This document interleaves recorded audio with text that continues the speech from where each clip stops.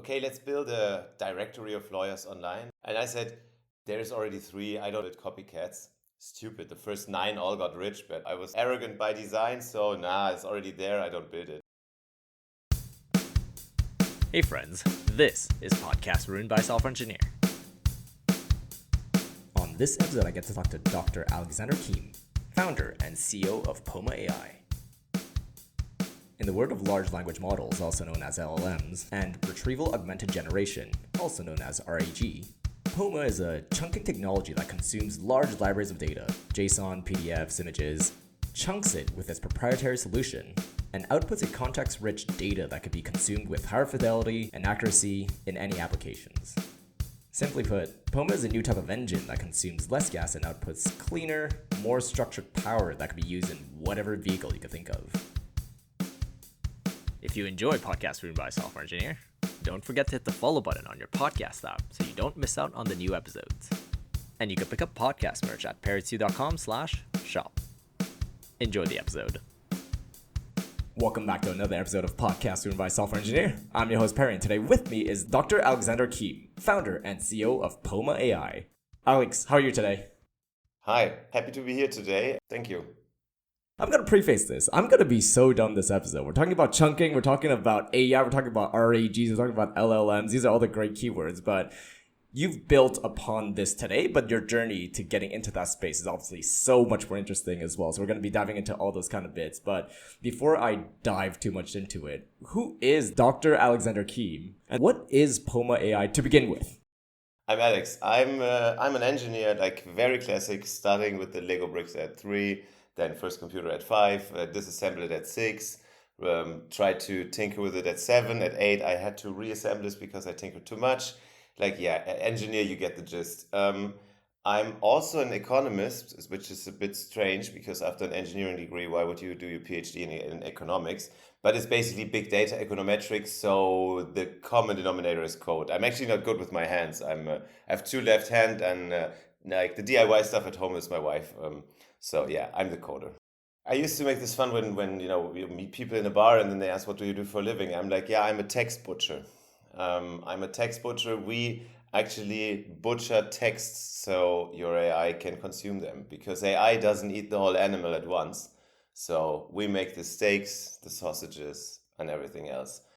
Because there's so much work behind preparing what we could present to end users at the end of the day, right? So that's really what the magic sauce really is behind POMA AI, which we can't wait to discover. But sometimes what I do like for a lot of people to kind of just situate ourselves and even be more relatable is that we all grew up somewhere. We all have fond memories of the influences around us, the people around us. So basically, where did you grow up? What area of which part of the world did you grow up in? What do you remember from that? I grew up in Düsseldorf. It's not an unimportant city. It's the capital of North Rhine-Westphalia, which is the most populous state in Germany. It's in the northwest. It's close to the Netherlands. So back then, when all the rage in my youth was like people driving by bike to the Netherlands, getting some weed and get back. Back then it wasn't legal. It's not my thing, but it was always fun. Like where is this guy? He just drove to Fendo again. So it was really like part of the youth. Also, that's one of the reasons why the state was generally pretty liberal and also pretty like one big city. It's 25 million people basically living in city to city, so it could be like one city. So I'm very used to like urban sprawl. I'm a city kid, and Düsseldorf is quite a fancy city. I didn't realize it as a kid, only later when I saw the rest of the world. So I had this quite protected upbringing, like, everything is nice, everyone has 2 cars and whatnot, and super easy, but you had to just cross the bridge and you were in the middle of the action. So that was kind of cool. It's also known for the longest bar in the world, which is basically there's like in the middle of the city, there's like these 10 or 20 bars, and they kind of put their counters so as to, it's one continuous one, and it's very well known, and it's like, there's like always stag parties and whatnot, but it's kind of, I knew bars from an age where, many people in the world wouldn't start going out in a bar, let's say, but then Germany is also very liberal on beer drinking, so that was kind of cool. That was my background, and my parents are doctors actually, so I had this like knowledge culture and, I wouldn't say academic upbringing because they're also pretty straightforward and honest and they're also very sportive. I'm from a sports family. Actually, almost everyone around me is high ranking in tennis. My sister's even still coaching, my brother's still coaching, my parents, both in their 70s, they're still playing in high leagues. But yeah, I'm the blind guy.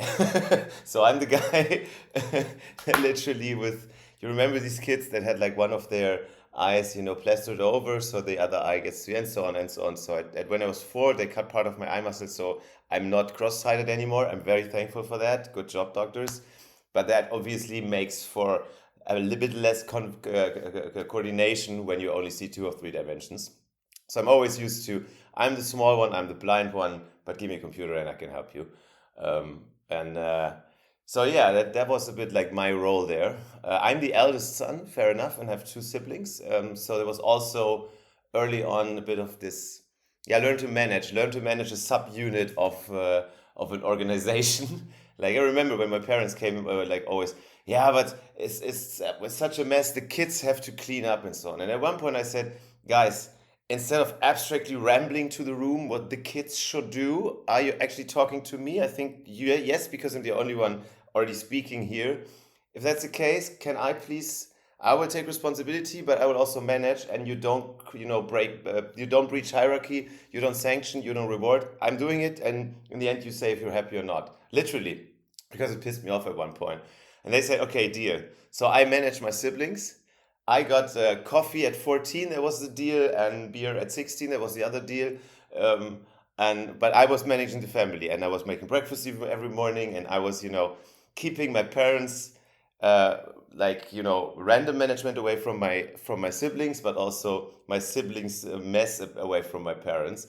And later I thought like, oh God, was I overbearing? And I had like a lot of reflections about it, and in the end, all people involved told me, no, no, no, man, that was fucking brilliant, and we all love you for that. No, that really meant something to me. I thought like, oh shit, what, no, did I go like for the the shit rolls downhill kind of bad manager type? But in the end, that made like maybe that was an important part in me not just being the nerd with the computer, but I actually like to lead and I actually like to take the responsibility and say, okay, there's a problem, you can do something, you can do something. There's like, you want this, they want that. Let me manage so we can all get along and get this thing running. I only found this out later when they told me, but apparently that was a big part. This show really just gives me the opportunity to see other people's upbringing, other people's environment, if anything. And also, I mean, we've barely been on this show for like a couple of minutes and you've already taught me like 6 different things. If anything short is like, you're not short of like interesting facts. Like the fact that you could actually correct cross-eyedness like that. I actually didn't know about that. When you're saying in terms of like the environment being able to like literally cross country, not the running cross country, but being able to like be exposed to other countries' culture. Yeah. The interesting part is that, like, for Americans, it's like you drive 7 hours and you're still within the same state. The culture is very much the same and everything, but in Europe, is like you drive 3 hours and next thing you know, you're having paella on a beach instead of like wine, like in France and things. So that exposure, it's not just about like the culture, but I guess a way of living. And you're saying, maybe I'm being dumb here, but like at that time, if you were crossing between the Netherlands and Germany, do they still require you to like waive your passport or like how does that work? It's actually funny, I myself had to let there recently because of like all the, mounting the border back up discussions all over the world. I had to look up like when was Schengen, and it was I think 91 or something. So no, it wasn't like a border fence or something, but it was like the semi-open border. So whenever you could just cross, but then every or every X car or every thing a bit suspicious. This is why in the end my friends went with I think racing bicycles and like full dress and so on. So they were like the super sportives, and in their bag they had like all the weed. It was super funny. It was always the joke. Like someone came like, "Oh wow, you're from the Olympics." No, I just came from Holland transporting weed. Like what the fuck? It was like, Isn't it the same thing? yeah, exactly. No, that was like the running gag there. Now, but this whole no, Europe was already pretty open. I mean, maybe like they sometimes wave when you had like a lot in your trunk, but generally, I grew up, for example, like over my childhood, I realized I spent a whole year in Italy because we went there so often for always like long stretches of vacation, 3 weeks per year, always same area, always same hotel. and I liked it because my parents, they like their rituals, and their some things never changed, and I now kind of like that. Um, and but in the end, that made me like being fluent in gastronomic Italian, and like all day Italian at the age of, I don't know, 8 or something. And I was the bingo translator in the beach club. It was so funny, the guy telling the number in Italian, and then me like with my little Italian like translating it to the German audience. It was super funny, like stuff like that. So the early exposure to other cultures was always a thing like I loved, and that's why also I mean now Berlin is like the total opposite geographically, but also culturally from the west, or especially the south where I did my studies. But then also I did the spell in Reunion, like it's the island between Madagascar and Mauritius, where I learned French and Creole, and then later I went to Chile. So I'm really, I wouldn't consider myself like a global citizen or cosmopolitan or whatever you want to talk it, but I'm very open and I love seeing new things. Like I went to Japan 2 years ago for the first time, and I soaked it in. And I always, I don't consume travel anymore. I don't book like some, tour to X. It's more like I have a friend in Tokyo. I wait until I have 4 weeks, and then I visit this friend, and I, really get to know stuff, get to know the country. Or, this is why, for example, I love doing business in other countries. Not to do business, but to, I go somewhere on a mission, and I don't go there to consume the place. It's like, give me something to do. Could be visiting a friend, could be something, but not like, hi, I'm here because I'm here. Like why? And uh, I want to be part of the product and not like the consumer. Like that's the idea. Similar like you, when I go to a town, I get obsessed with like how local lives. They all have to deal with a DMV, their version of a DMV. DMV is basically Yeah. Department of Motor Vehicle. Like every city, every country has something similar. And sometimes I'm so dumb, I'd be like in the middle of like, I don't know, Bali. I'm like, how do people get their license in Yeah, Bali? yeah, yeah. Like, I how love does it. their like administration like? Do they line up? Do they like send an email? Do they like send a form? Like this is me in the middle of like. I totally get it. I have the same with number plates. I'm obsessed with number plates. Like, okay, how does it work? Like, what do you put on number plate? Is that your name, or is that the registration age, or is like how do vanity plates work? And I don't know. It's exactly the same. My wife realized also when we go somewhere new that I'm always stuck at the realtors, like the real estate agencies. Not because I mean, imagine I'm not exactly, well, first, I'm not rich, but second, I'm not the type like, oh, cool, let's buy something. But I always want to understand the market. Like, the first thing I do, like, I enter a new city, and if there's a real estate agency, I'm just like, And then the next one as well, starting to triangulate how it works. Like, okay, what are they looking at? Like, in some countries, energy certificate is half the ad. In other countries, it's like measures you cannot understand, like qualifies for XYZ, and then it's like five numbers. So how much does it cost? Okay, I don't get it.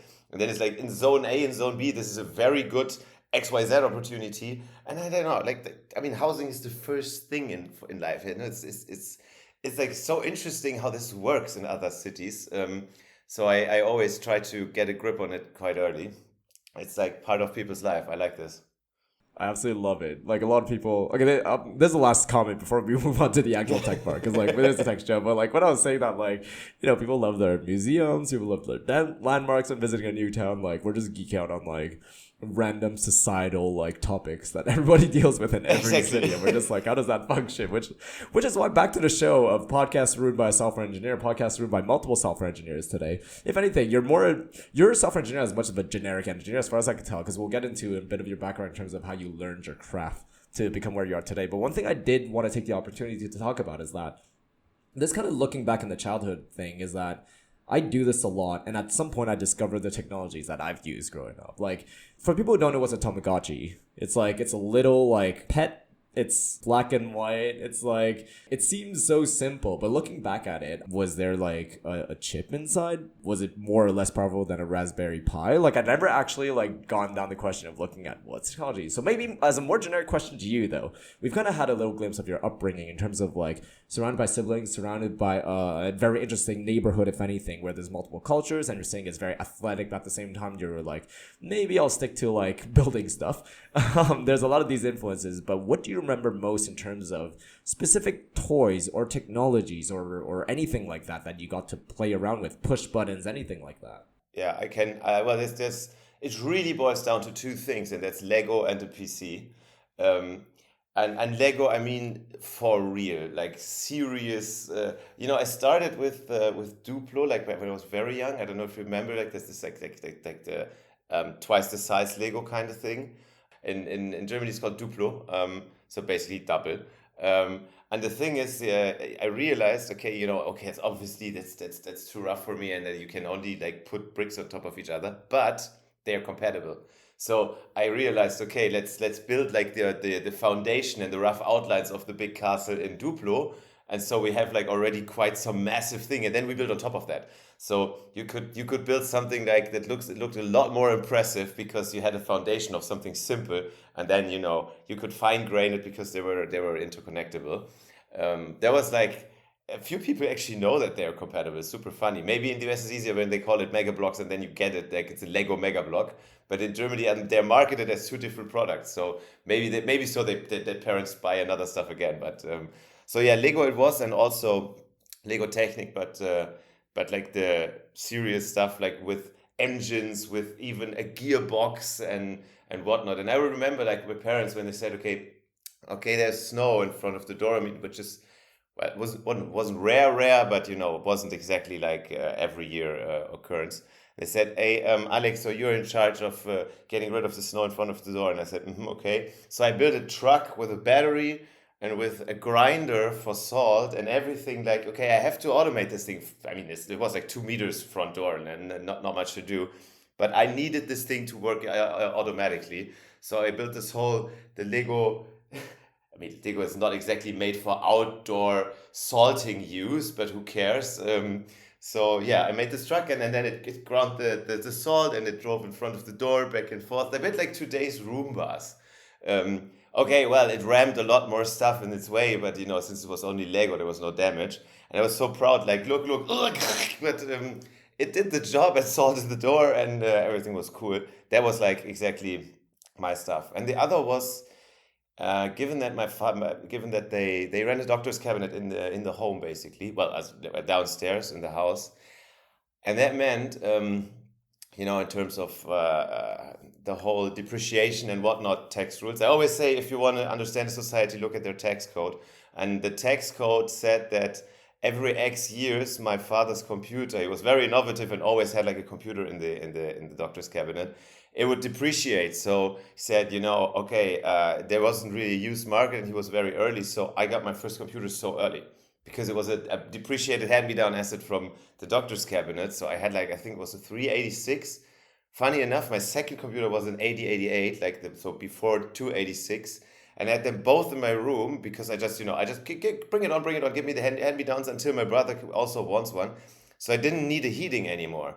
Yeah, we could put the heating out, and I heated the room with my two tower computers. They were as tall as, I mean, they were back then. They were taller than me. Now it's like half my size. But that was my kingdom. Loved it. Oh, you've answered the question for me. On this show, I always ask, what is your first computer? And you've absolutely just blew that out of the park. Windows household, is that correct? Yes, yes, it's yeah. I would even say DOS household, which is an important differentiation because my father he resisted the move to Windows, at least for the doctor's business, for so long that even at the end he had like a full DOS emulation inside the Windows ecosystem. So yeah, I was really like terminal kid. So DOS for a long time, then correct Windows, and I myself transitioned to Mac 2010, and ever since I'm hardcore Apple. Like I recently found out with my wife, like here in our household is there's no more CD drive, which was interesting. Just like we found out, there's no CD, and no smart appliance that is not from Apple. Like laptops, like TV, whatever. We Appled it all. Not blind fanboys, I would say, but I always like to say you have to you have to decide which giant to trust. It must be one, otherwise you're in the DIY hell, and we don't have time for that. And the only one I could trust a bit would be Apple. So that's like, okay, sell your soul to one guy, and that's the guy that sells you hardware and not data. So yes, that's Apple in this case. Once you standardize and streamline a couple of things, life just makes it a lot simpler at the end of the day. One thing I am particularly curious, because not many of the people on this show have actually had this opportunity where let's say was it both your parents who were versed in DOS? No, it was even hardcore. My mother would give my father the card to go get money from the ATM, like that level of tech outsourcing. But since they're not old school. My mother's a full-time doctor. Like they're both like really same level in terms of responsibility for life. But they kind of have this deal with who's taking care of what. And my mother like 100% outsourced every tech decision to my father, and also every financial ones, which now seems very classic. But there's like this unspoken deal. Like, okay, if there's a currency or a tech involved, it's him doing it. So he's also, and he obviously he likes his role. Like, oh yeah, now something to be tinkered with, or something to be organized, or with the numbers. So yeah, cool. But at the same time, she was always in charge of all the logistics, like, which is not easy for the three kids. Um, so yeah, it's funny. Like they had their deal, but no, my mother was still, the whole setup should be so that she can just live in it. And then, for example, the team in the cabinet needed to, she just enters, barks this and that, and then the team needs to know which. I mean, imagine, yeah, that there were MTAs, and they had to like DOS commands together. This is super funny. In the end, they were the superstars in Düsseldorf when other cabinets took them over at one point, because they were like so tech versed. They didn't have a mouse at first. So everything on terminal until the last year. Super brilliant. People, it's a bit like these clicky coders versus Emacs and Vim coders. That's like, the efficiency is kind of impressive. Yeah. They didn't learn it from school, did they? Or like the way I was putting it is more that like you have something that I guess you kind of require for your business, you require for your needs, and then you kind of use it, and then you optimize knowing the product, and then you eventually are Yeah. quite versed. I've used the word versed before, and the idea of me using that is mostly just being efficient and familiar with. Yeah, it's a bit like, what's the best tool and the best way to get there? It's like, there's this funny. I found it super analog, but there was only one recent story that I heard from the same direction. It was a friend of mine, and when he started working in investment banking, he was sitting there, and then his boss came, unplugged the mouse, and was like, okay, all right, there you go. And he's like, how can it work? And he's like, hey, Excel has so many hotkeys. You can use your phone to look at them up, but be quick, because from now on we expect the speed that we expect from someone working only with hotkeys. He said it was the most brutal week in his life, but it saved him like many other months in life later. But yeah, that's learning on the job and learning to do it quick, and I kind of like it.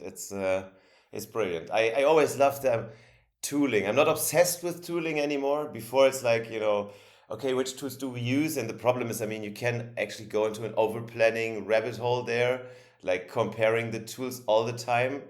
But at the same time, I'm still, I'm having my own setup here. I look at like my routers, my multi one, my, this I like when the setup works. So, and I have like my own email chain tooling and whatnot. It's cool. It's cool when it works. But then I normally don't want to touch it ever. I can imagine that. It's just everybody gets a rabbit hole of like, oh, here's my special command keys, here's my special hotline, but doc files have to be installed this way. Like it needs to be on a brand new machine. Like trust me, we've all gone through that little rabbit hole a little bit. But no, there's so much to cover. One thing I always love. It's not really a tangent. Anything is that like we do code today. We do code over the years that we've been doing code. Everybody remembers their first for loop, I guess. What was the language you've used to write, I guess, your first for loop? For me, I'm a very boring person at the end of the day. I drop a little bit of like my own history is that I've never grown up really like coding. I'm a late bloomer. My first official coding, grade 9, around maybe 14, 15. That was the first time we saw HTML, so that was pretty cool. But then nothing until university. And university was the first time I wrote my first for loop in university, which is quite late. We were a Java school. So basically, that long story was to ask you, like, what was the first language you've written a for loop with? I'm quite sure it's basic. Yeah, I'm quite sure it's basic. It was basic. Yeah, it was basic on DOS. Then quite early Turbo Pascal, and I did Turbo Pascal for quite a while. I loved it. We once actually programmed a little virus and rolled it out in school to everyone that didn't like us. Like it was a bit like the nerd's revenge, but that had to be at one point. Like, people growing up, people are like physically superior and bragging and whatnot, and you're like, oh, your computer doesn't work. That's super sad. Can I help you with our yeah, and our antivirus tool basically just deactivated our virus. It was brilliant. It was just brilliant. It was this little revenge we needed. But that was Turbo Pascal. That was Turbo Pascal phase. And then um, quite early PHP, I have to say. I mean, HTML, if you grew up with Basic and Turbo Pascal and people say, I program HTML, you're like, yes, you're marking up HTML. It even says markup language, so it's not coding. But that being said, I always had a lot of respect for people coding HTML because front end drives me nuts. I mean, the good thing is you see what you're working on, but at the same time, oh damn, when does this button finally move? I always have the feeling that, which is not it's not is wrong and it's not merited in any way, but I always have this feeling like front end is not value adding. Like, we built the machine, now paint it, and but this is obviously absolutely wrong, but you cannot get this random feeling out of my head. So I'm like, front end is tough, but I respect people who do it. So PHP was the thing because I mean, I started my first company at 18, so 22 years ago, with my neighbor. Is super random. Was also my parents' lawyer. Not that my parents needed a lawyer all the time, but it was a friend, and he was like the lawyer friend neighbor coming over, and he wanted to do something on the internet, and he was literally like, I'm a lawyer and I want to do some stuff on the internet. How do I do it? And so I asked Mr. Hacker in the neighborhood, and we started this company when I was 18. And back then, well, there were other stacks, but I still respect the Facebook stack. I don't know if you remember, like for a long time, it was literally LAMP stack, Linux, Apache, MySQL, PHP, to the moon until they had like 500 million users. And I kind of love this stuff. I love it like when people use existing technologies because they just work. It doesn't make for a fancy tech deck. Every investor would say, what? But it's the stuff that actually scales. A funny side story, we're still running this company I'm talking about. It actually processed 500 million Volkswagen diesel scandal claims, and it's still MySQL, PHP. I'm just porting it right now to PHP 8. Oh shit, now I open my door to some hacking tries, but no. No, I love working technology. Why go fancy? So yeah, and then I stuck to PHP for quite a long time. I mean, it's a bit random because it's a hypertext preprocessor, as the name says. But even like my home stuff, I need to calculate this and that. I need to convert A to B. I always did in PHP, which is absolutely bonkers. It's a bit like taking your card to go to toilet, but at the same time, yeah, exactly. It works and it has so much built in and the libraries and stuff. So that was like I found it super practical, and I mean, seldomly the problem was really that you needed more speed than you just go a little bigger instance. Who cares or something like that. Um, yeah, but yeah, and then other stuff included more like like point-wise gigs. I once did my own router firmware that was obviously C++, but I would never say I'm a C++ coder. And then JavaScript, obviously a lot. And even though it's not my style, I mean, more like old school plain vanilla JavaScript. And all the rest, I never really got my way into it. And now comes the big one, and then I finished that. I still hate objects. I still hate objects. And now that's the point when I totally accept that people say I'm an architect and software engineer, but not a coder. I get it. I get it. Shame on me. And I love algorithmic code. I love procedural code, functional code. The object stuff, I don't know. I mean, I get it. And I now, sometimes when people say, when I come up and say, hey, let's make an object out of it or a data class, it's like, oh wow, we must be really at the limit. But I don't know if you remember, it was the time when you had perfectly procedural code, but someone had to break it up and make objects out of it. So like 50 people could work on 800 objects that could be like 1 meter of script. And so I was a bit like counterculture there. And until this day, I always write the algorithmic parts and I always call it there's the chicken input, put, output, and then and that's the stuff that I like. APIs, this is in, this is tuck, tuck, tuck, and then this is out. And not like objects most of the time are too messy. So this is why I never went into, coding career, so to say, but more like build systems. No, that definitely helps understand a lot of it. Like, especially, I definitely know all the different clans. The clans that love the OOP, right? The object-oriented programming. There's an absolute clan behind that. They love that kind of stuff. Oh, I love. I always call it the ghetto type languages, like where you can do whatever you want. That's what I loved in PHP. A equals one, B equals hello, C equals A plus B. It's one hello. Brilliant. Exactly my humor. This is what I love. But and funny enough, my wife is in the exact opposite camp. So you can imagine how often we, banter here, even at home with this. And I increasingly get it. So I'm not religious, but if you ask me what I prefer, it's like, fucking hell. Like, she's like, Alex, did you do typecasts again? Yeah, typecasts are exactly the bridge between your world and my world.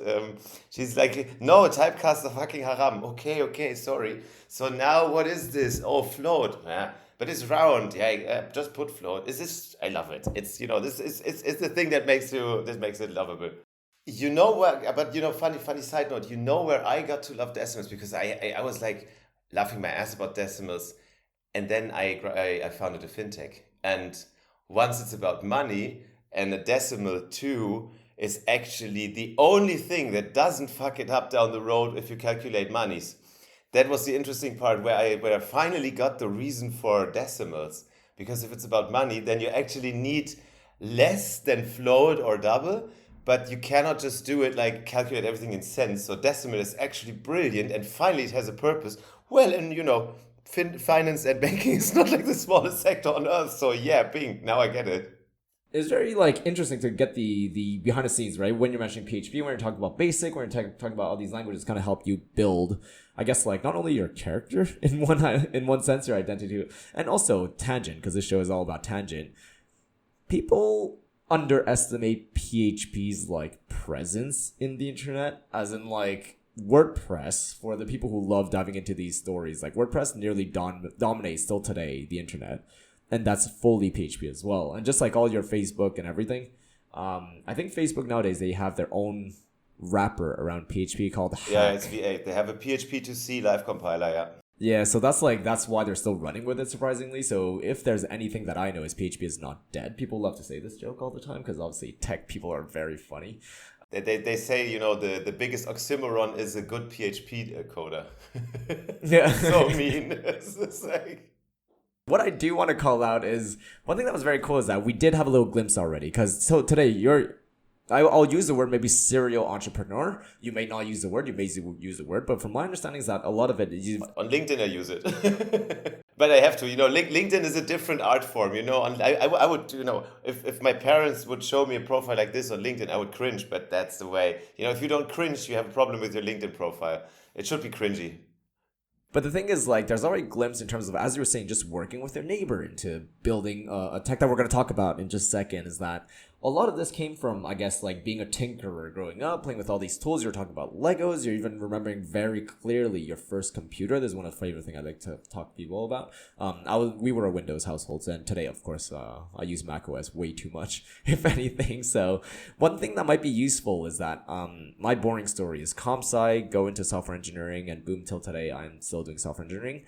You may or may not have taken the similar path. So maybe just a quick glimpse in terms of, was it comp sci you got into? I'm going to guess the answer is no. But what brought you from, I guess, like tinkerer as a child in your neighborhood playing around into education-wise? Did it emphasize it? What did you get into as a major when you got there?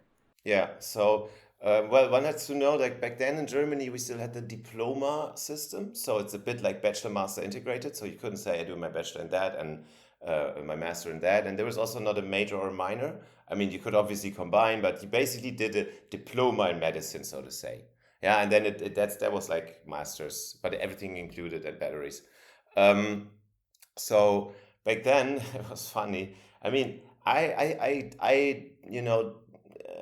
thought about doing comp sci, but my mother, arrogant as she is and lovely, she's like, she's so much she outsourced tech so much that she was like, comp sci is what did she say? Auxiliary science.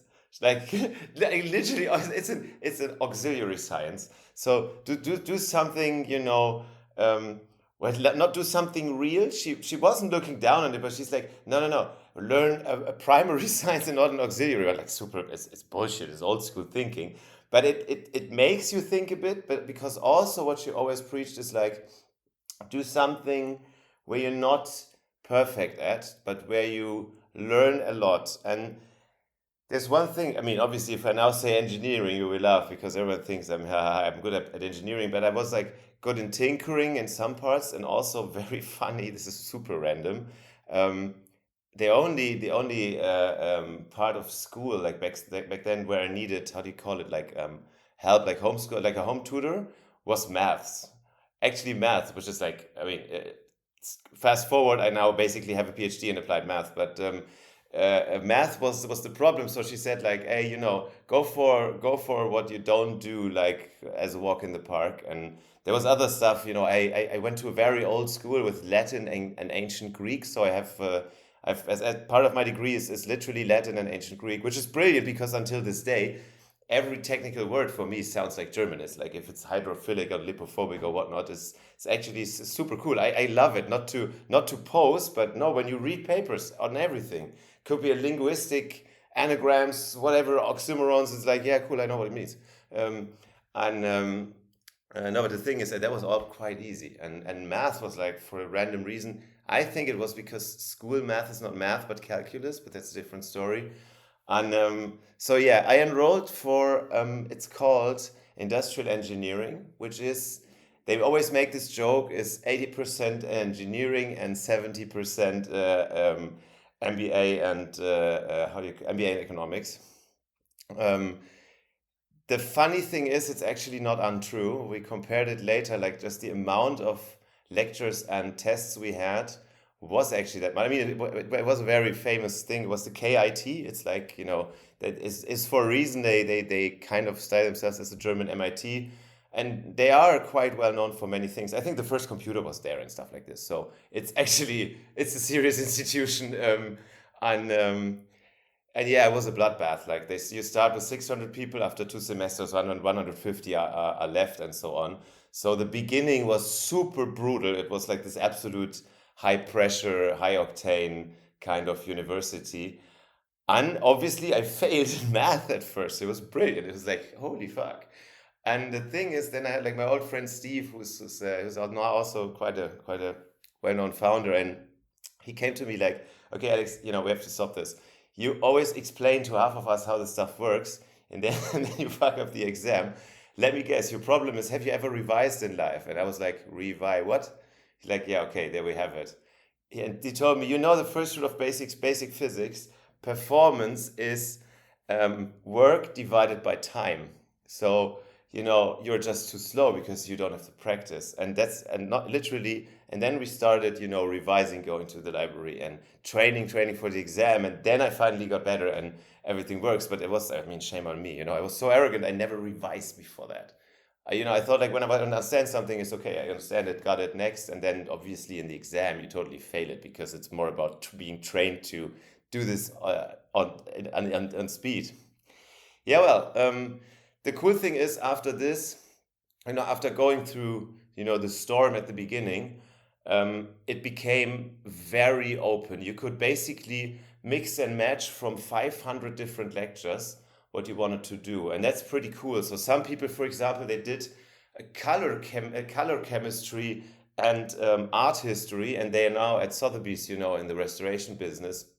Some others did, I mean, most did everything I need for consulting. So it's well known that many people from there go to McKinsey, but and the other consultancies, but they're the guys who at least know a bit their way around tech. So it's good that we have this. But for me, it was energy, energy, energy, energy. I even my business part in the studies, I put like, I think, energy business. So I basically only ever thought about energy all the time, like from solar cells to nuclear power plants, coal plants, whatever. I wanted to understand all of them down to every component, and in the end, I did. Literally, we had like this 4-hour exam where we needed to draw like the components of power plants and calculate them, and it was pretty cool. I loved everything about it. Problem is, and remember, all the while I was running this small legal tech. Back then it was still very small with my lawyer neighbor. Small side note, we were so early that, yeah, cool, let's reach out to the German lawyers. How many do have email addresses? Yeah, 10. So the business started very, very small, but then it kind of, we grew with the market, but we had many, many years. So end of my studies became more interesting, but on like during that, I just give, remember, I still have this business at the side. But then what do you do after when you graduate? For me, it was clear. Well, at first I thought, okay, if you know everything about energy, okay, where's the job application for an energy visionary? Ah, well, there is none. You can work as the project engineer for a company that produces the screws for this part of a power plant. But yeah, that's not exactly the big lever to change the world. But I realized now I'm also a very curious guy and I want to go further. And as you see, I love explaining stuff and I can talk. So I back then I okay, let's go into academia. I wanted to become a professor. Problem is, we're talking 2008. You remember what 2008 happened? The super crash that made like all of the first years in consulting realize, you know what? Let's hibernate in academia. So my professors told me normally they had between 10 and 15 applications. Now they had like 3,000 and cannot even sift through them. It was absolute bonkers. So the problem was that many of the PhD program applications were down because everyone, like at least in Germany, I mean, I don't know, maybe it was the same in the US, but it's a bit sad that academia is more like an opportunistic backup instead of, I want to teach. It's more like, oh, let's hibernate there. Winter is coming. Let's go to academia and then go back again. Um, and with a doctor on top. So yeah, cool. But there's people who really want it.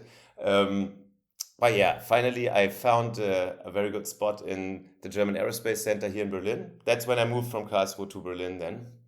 Um, During Karlsruhe, I had been in Reunion and Chile. That was like not integrate, you organize it yourself. And back then we had time, I was 1 year in Africa and half a year in Chile. It was pretty cool. So I learned the languages and I could really connect. And I always went back to both. And yeah, but the thing is, so finally I found it and it was, you know, same problem as energy, if not bigger, in transport. So I found myself in the Institute of Transport Research where my contact with AI started. I tried to train a neural network to predict. Back then, the project was predicting who drives what car. Because remember, 2010, we were about to shift to electric cars, and everyone was curious to know, okay, what are the incentives? When do people switch? Range anxiety, and so on, and so on, and so on. And this predictive model was my project, still in use. That was me. That was the thing. And I tried to do it with neural networks, but man, they were very good cat picture detectors, and we had a lot of fun detecting cats, but they weren't exactly good for predicting how 80 or of how 40 million households will behave in terms of car buying. That we did with, I would say, the conventional tools. Yeah, and then yeah, well, the rest is history. 2013, I finished my PhD, which was big data econometrics. For two funny reasons. The one is like, okay, my supervisor at the Aerospace Center, he basically had a professorship for economics, so it was, it was easier. But also, I have to say, I kind of voluntarily switched to economics because at one point I was really disappointed with engineering, at least in terms of the academic way. It's funny. In engineering, I saw a formula once that is like this and that to the power of eight, and I think it was about how helicopter blades, what they do with the air or whatnot. And I said, wait, guys, what the fuck? There's no process on Earth that is higher than to the power of four, which is radiation. Like, it's super funny. There's stuff, that is quadratic, there's cubic, and then like power of four is the highest you can have in a natural process, is radiation. Why the fuck is there to the power of eight? Yeah, because it fits the pattern best. So, okay, you don't understand it, you just do curve fitting. Yes. And for me, that was like, fuck engineering. Okay, it's like, no, no, I'm still an engineer. I still love to tinker. I still, did you power it off and on? And by the way, that works for everything. That even works for servers. We power it off and on each night, and it drives me nuts, but that's okay. But that's not academic anymore. You know what I mean? It's like there's an academic word and then there's the real word. And in the real world, things happen and everything is chaos. It's okay. But academic means understanding the world and telling me that the process is something that is basically just a fucking curve fitting that is not understanding the world. Whereas in economics, you would never get through with this. In economics, you have to, this is why you see the logarithm so often. Like, oh, the process is ln of this and this times this, and it barely fits, but at least the theory holds. And this is why I said, okay, my mathematical model will be presented not under the engineering umbrella, but under the economics umbrella, where the stakes are and where the requirements are super high. I mean, I had 85 factors, hypothesis, and everything had to be proven, and not like, yeah, put a power 8 and that your curve fits. So yeah, it was a long story why why I have this strange combination of my engineering degree and then this economics PhD. But I'm very proud of the combination, and it's me. It's perfect. It's exactly reflecting who I am. The fun part is you didn't mention is like even just trying to balance all of it as we were saying, like, so then like eventually going into your PhD at the institute, it's not even the institute, the German Aerospace Center, sorry, that is already fascinating to begin with on top of that. And then you've dropped this one. Maybe there might be a story in parallel all this. So while you were studying, you were also building this fun, I don't know if you would describe it as fun, but this product that is about German law. And then there's going to be a lot of tangents, maybe. I mean, maybe it has something to do with the German aerospace. You also mentioned Volkswagen previously as well. What's this kind of like crossover? So on one side, you were studying PhD at the German Aerospace Center, and also with your neighbor, the origin of that story is that, hey, they were a lawyer, and then there was maybe services that lawyer needed in Germany, but maybe also around the world, to be honest. So were you building websites? Were you building, I guess, like just software? Were you building just like Excel sheets back then? Like, what was a bit of that highlight during that period? Because it's very interesting. That's a very funny story, and you will see how they. I mean, honestly, it will interweave in a way that I couldn't have dreamed of. So the thing is, this lawyer, his idea originally was, okay, let's build a directory of lawyers online. I mean, we're talking 2000, yeah. So really, and I said, there's already three. I don't build copycats. Stupid. The first nine all got rich, but I was arrogant by design. So nah, it's already there. I don't build it. But the funny thing is, when we wanted to meet for that, he was late, and he arrived late, and I asked him, okay, no problem, but why are you late? Yeah, I had to go to court and do this thing, super stupid. Every lawyer could do it, and so on. I was like, okay, so every lawyer could do it, like literally. Could someone have replaced you? Yes. Okay, why didn't you have a replacement? Yeah, because I don't. It's tough to find. You have to phone everyone, and I'm like, I have an idea what we will build. Not really, really. We invented the one lawyer replaces another process in Germany, and actually, it's kind of a huge thing because if you think of it, for example, I sue Amazon here. And Amazon, the German headquarter is in Bad Hersfeld, basically Frankfurt. So that means for my, I don't know, $50 bottle here that is not optimal, my lawyer drives down there, holds up the hand, and basically restate what's already, in the dossier, and then drives back up. A lot of cost risk for me, a lot of pointless emissions burned, doesn't make sense. Now, if in the old process before us, the lawyer goes through his personal phone book, someone in Frankfurt, yeah, okay, do you have time? So just the inefficiency of finding someone. But then this guy would say, okay, then I'm also counsel of record, right? So he gets like down the road half of everything at least, even though he just once held up his hand. And we said, okay, we can do this better. And Jürgen, my partner, he did the legal engineering, so to say. Like, okay, which contracts do we need and how do we organize that? While I built the whole system. And then at first no one was really interested, like two or three, but then it became a bit of a thing, like to, do uh, all this. In Germany, it's called like the Americanization of law, like the access to law for small people. Like before, it was like lawyers were for disputes between more well-off people. And whenever I remember when I was a student, like, oh shit, the guy comes with a lawyer, like danger, danger. Now it's like hit a website and get the money back. And for all these services like flight ride, yeah, or reclaim this and that, your landlord overcharges you, whatnot, whatnot, whatnot. That's all us in the back end. Because whenever these services, need a lawyer actually going to court, I mean, how do they do it?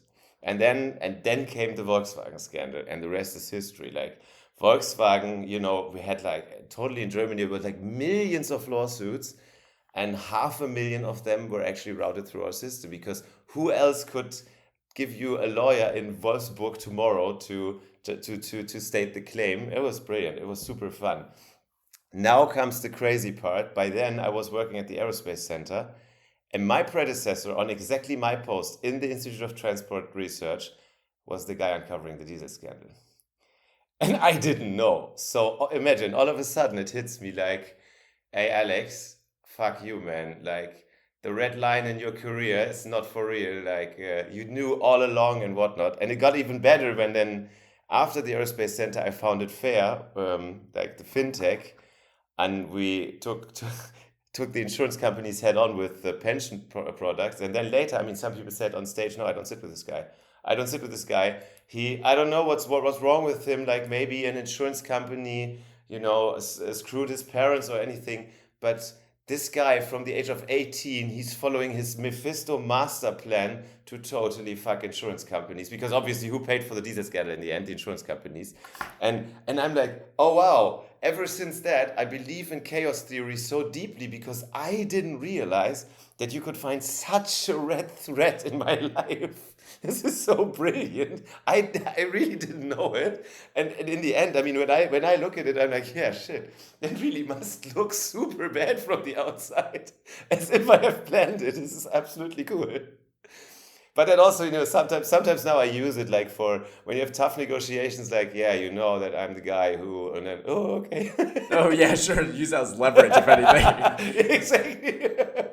The other fun part is that, like, this legal environment is just very different than what you were studying or researching at that time. Like, do you know what I mean? It's it was just like a completely different, like, duality of your life at that point. You're like, oh, let's handle that as well. I call it like orthogonal stimulation. I love the orthogonal stimulation. I was even like a hobby doctor at the time, like always, doctor appointments are hard to get. And so I always did like, I mean, never like super serious stuff. I never stitched anyone up or anything, but like the small stuff. And then in the back, I synced with my parents, like, okay, this is what I would diagnose and this is what I would prescribe. And then they sent me over the prescription. Okay, cut this out. But no, but the thing is, I love like whenever you skip or connect disciplines, there's something in it. There's something in it that stimulates you in a way that's cool. And always also my wife was like, how many projects are you doing at the same time? And I'm okay stress resistant, but I'm also pretty lazy. This is why I automate so much. But I like to have like, rather I have like impulses from 10 different points and then only do the important stuff. So I'm a focus guy as hell. I mean, there's unimportant unpaid bills here. There's a whole stack, but I will pay them at one point when they escalate, because I cannot care about this now. I care about this other project from this other discipline that I find fascinating. And I think it's good for my brain, to be honest. I realize that the more I have, up to a certain limit, the more I have, the better I am in all of the things. There's only one thing that makes me crack, and this is like organizational overhead.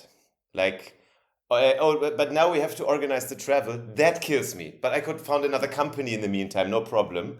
But it's like, this is why my wife really helps me a great deal with this stuff. But always like, I try to get rid of day-to-day organization, paying your taxes, horrible. Getting your car for winter ready, it's for me like it's the task of the year. It's like there's nothing really in between. It's either like there's very simple things like, oh, make a coffee, that's totally fun, and then the next thing is like found a company. But in the middle between all of that, there's nothing. Like there's nothing that confused on that. One thing I do want to skim over before we go into the origin story of POMA AI though is that even after, I mean, you are still doing a lot of your lawyer related project, if anything. That is still ongoing. That's a passion that I could clearly hear through the mic, if anything. That's something that you love diving into. But between that and then, you did mention you did work on a pension related / fintech related product. We could skim over that a little bit just because that does proceed into POMA AI just a little bit. So one thing I did notice a lot from what you were doing is that there's a lot of like commonalities and patterns of how you work, whether it's studying for a PhD, researching for a PhD, whether it's working in the law industry, the law hemisphere, if anything, and then going into this like pension fintech world, you grabbed a lot of like patterns and framework of bringing into it. So when you got into that, what was the entry point? 2013, I finished my PhD, and I wanted to become a professor, and I negotiated, and we were close. There was some ideas. My problem was that I still believe in. They say it's the ideal of Alexander von Humboldt, my namesake, who said you always need to combine research and teaching. It needs to come from the same mind. And I deeply believe that, and I love that. So I wanted to do first class research, but I also wanted to teach. And back at the time, it was this trend to have like industry projects all over the place, like, get more funding from industry or apply. And it was less like, okay, foundational funding and let's just develop some cool stuff. But it was more like hustle BMW. So you do a project together and then you only do the industry projects, and who cares about the students? And my one problem was that I already had like a potential lecture, but since it wouldn't count for work, I would have to take vacation to actually do my lecture, which even algebraically didn't work out. And I realized, okay, maybe, and also, let's say in this discipline, I mean, in economics, a bit better than in engineering, but still, you could use more women there. And, I'd say with affirmative action, my chances weren't the highest, but also, honestly, I would happily, yield my place to female professor, because I think it makes sense to kind of, equal the scales there. And then my supervisor, my doctoral supervisor, he said, "You know what, Alex? I will give you my whole nest egg. Here's some money. Go fund a company. You're best in that." It was super crazy, like this show of conviction. And because back then Jens approached me. I didn't know him. Funny enough, he was studying law in Hamburg with the son of that lawyer I had the company with. Yeah, so really like super random. And when Jens said, "Hey, I want to do an internet company," then Alex, like the guy my age, the son of the lawyer, said, "Ah, yeah, yeah. If you do want to do something with internet, you need to get to know Alex. Like, go to Mr. Internet. Super funny." And yeah, and Jens called me, and he came to Berlin, and he pitched me this idea like, "Hey, I want to disrupt the German pension system." And I was like, literally, wait a second, I get a new beer. There was literally the legend of like his pitch in my first answer. And I realized it's the most boring thing I've ever heard as a pitch. And then I got home. Yeah, no, I mean, Jens is super, but the idea of let's build pension plans, like, holy shit. And then I got home, and in this, yeah, and exactly that, that stack I meant, I found like letters from the aerospace center with my pension plan. And I'd never opened them because, or one, I had opened the first and then, don't understand, too boring, away. And I realized that I had a pension product unattended, that I could have done more if I had attended to it, if I had understood it and could do something with it. I was like, holy fuck. So the second largest ticket for a German household, well, obviously after housing and sadly the car, we are still Germans, um, is pension. And I mean, for housing and for cars, there are markets, there's competition. Yeah, there are some problems. Let's not dive into that. But I mean, at least it's like more or less transparent markets. Whereas for pensions, at least in Germany, it's absolute intransparent. There's some random broker just selling you some stuff, and it's madness how much money gets lost in, the market inefficiencies of not having honest competition and good products and good prices. Yeah, and so and once I smell blood, I smell blood. Then no, I mean, originally the idea was to help Jens, I mean, who is a super, is very clever and professional, lovely guy, but he's really a non-tech, and he admits it. So all good. Disclaimer: Jens is now my CFO, so all good, and we still love each other. But I mean, at first he gave me his power plug, so I plug in his laptop. I said, that's too much. That's not what a CTO does. But you get the idea. I wouldn't have put it past him if he actually needed me for that. So yeah, the first idea was, okay, me not internet, you internet, you do internet for me. But it quickly started that I wanted to, also help with the product development in terms of financial product.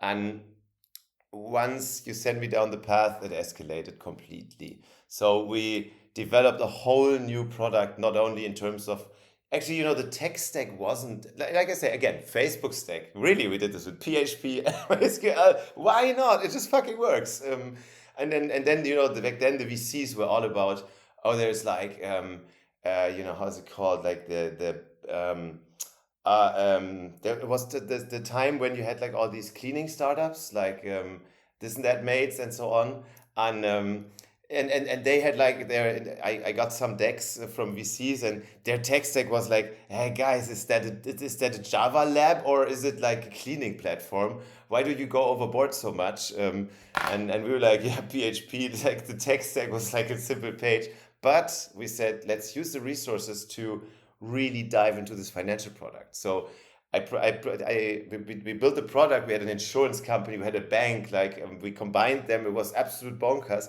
And then we need to calculate it. So I wrote my own calculation core for the product. So we had the first retirement product where you just move sliders and see in a live, it was a modified Raphael.js library I built for that.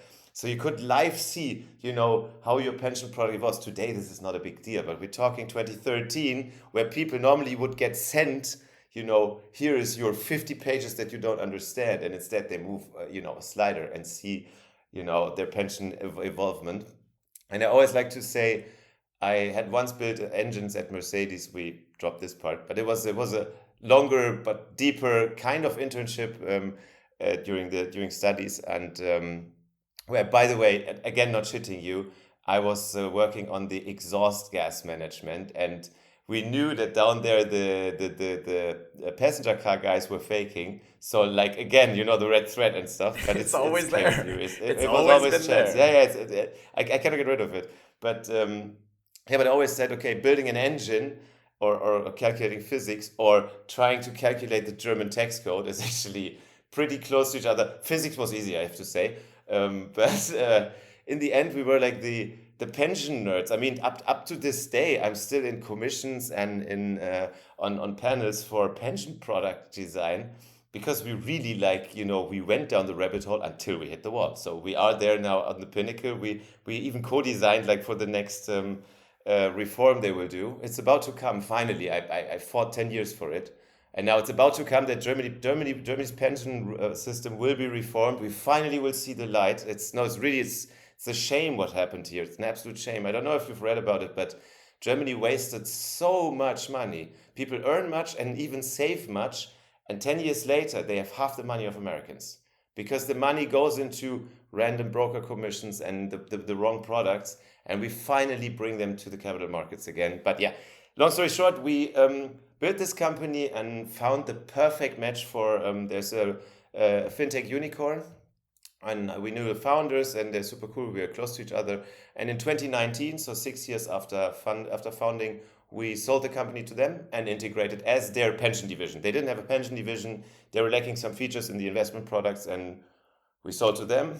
And there was like really a nice, cool exit story, and we were all of a sudden part of a super big company. It was cool at the beginning because we were the stars there, and the PMI was nice. Jens at one point dropped out earlier because obviously corporate stuff, finance, law is more redundant than tech platforms. I stood on for the tech PMI. I still am like a part-time consultant over there to help with the remains. But yeah, you're all of a sudden your tribe lead head of pension products company has 900 people and you have like 82. Cool, but I'm not a corporate manager. So it started nagging that I need to do something else. And so, yeah. But then you have the awareness to be like, okay, now what, right? A whole head of division, like the pension products, super important. But then your drive was to look a little bit deeper into something different at that point. And this is where POMA AI comes to be.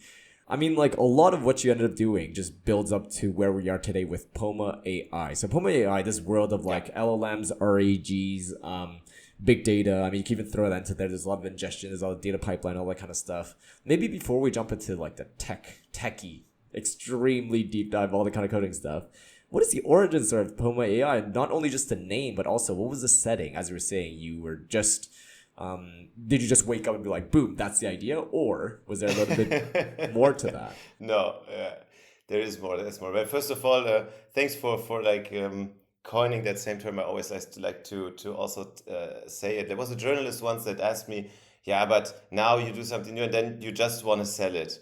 And I say, "Hey, sorry, I deeply despise this kind of negative perspective on it. Not on people who just like push up some bullshit to say that's totally fine. But I'm a creator, and then there's administrators, and I know that I'm a bad administrator.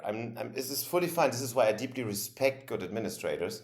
But for me as a creator, I shouldn't, just transition to administrator because now I got the merits or whatnot. No, I'm bad at it. So I need to. I mean, I always want to hand over something good, and I always prepare my handoff perfectly. But then it's hands off to create the next thing, and obviously, well, why create POMA? So now the story is, I had some time on my hands. Like I had I had a little medical problem, but also I had a perfect successor at Raisin, and I did the handover, and I took some time off, like or mostly off, like reduced my hours, and started going back to. Okay, remember what I told you about my PhD? AI was a good cat picture detector back then. Maybe it can now do more. I had followed GPT-2 a bit, dabbled with GPT-3, and then we said, okay, let's see what we can do with this. And it was especially, I mean, hallucinations were a thing before ChatGPT made them public, but everyone knew, okay, these things can hallucinate. And the thing is, our idea was, okay, how can we get rid of hallucinations? And professionals know training, forget it, you don't get the hallucinations away. See GPT 4.5, more training. There's kind of a digressive return on that. Fine-tuning brings you skills and style in the model, but you don't get the hallucinations away. There's only one way, and that is context. Okay, that being established, we looked into it because we said, you know what? I have 10,000 law firms in AdvoAssist. We go back to square one, like the company. We have 10,000 law firms there.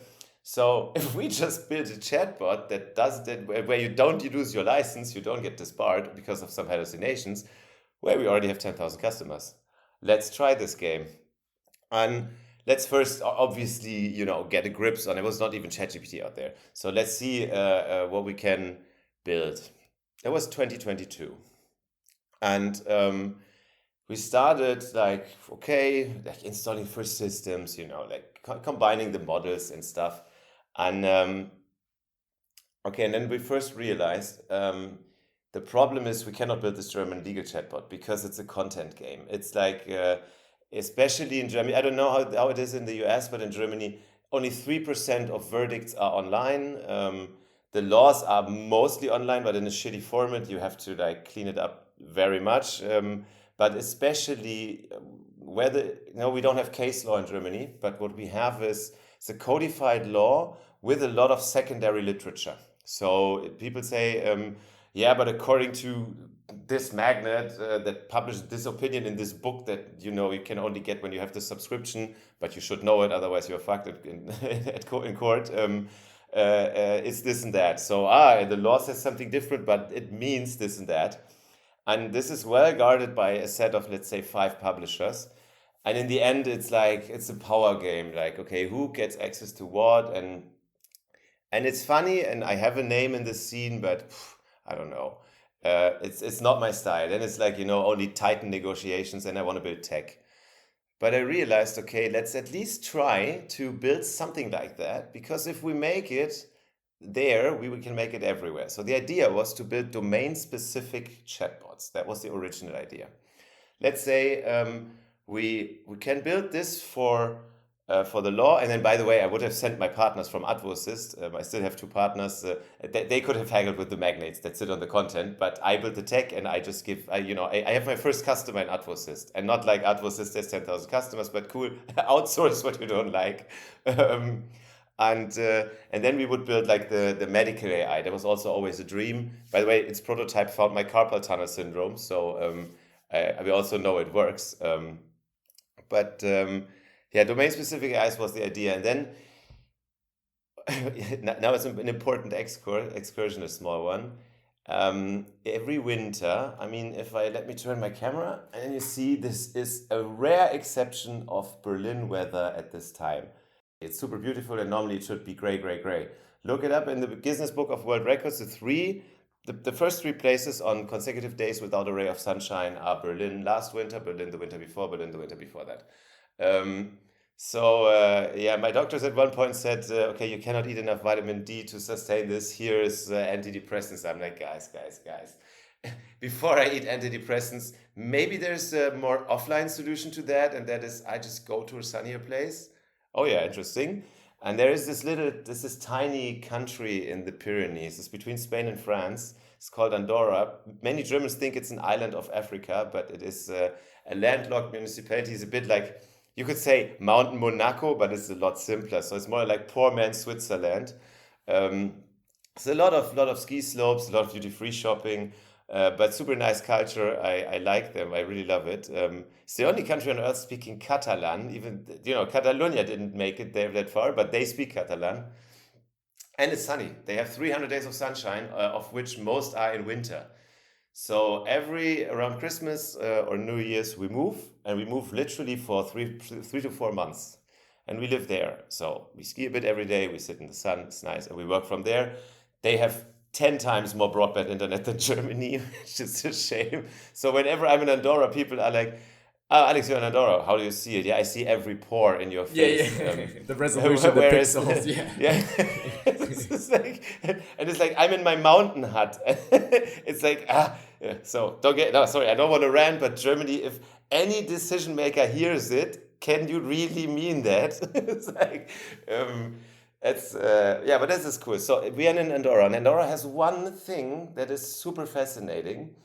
They have one platform, like accessible for everyone, with everything legal. So from the constitution down to parking regulation of each village, and even the the speeding tickets that someone didn't pay. So everything's public in your face, and yeah, but that makes for an absolute data trove. So if we wanted to build the first country where you can talk to your law, and also, since it's a small country, at one point you go to a bar and you get to know the ex-minister and so on and so on. And they were like, hey, cool, if you make this, hey, come on, we get some state funding, and we are the first country where you can talk to the law. It's still a side project, but turned out not so easy, because so we scraped 200,000 pages. We put them all into our RAG that we had built for that, and I think it was one of the better racks. And honestly, like, hybrid search and all that we already had like 3 years ago, and we had like versioning, data governance, whatnot. We kind of over-engineered, to be honest, but we wanted to make this one thing really work. And then was my birthday. My birthday, 6th of March 2024, when we said, okay, let's have a public demo.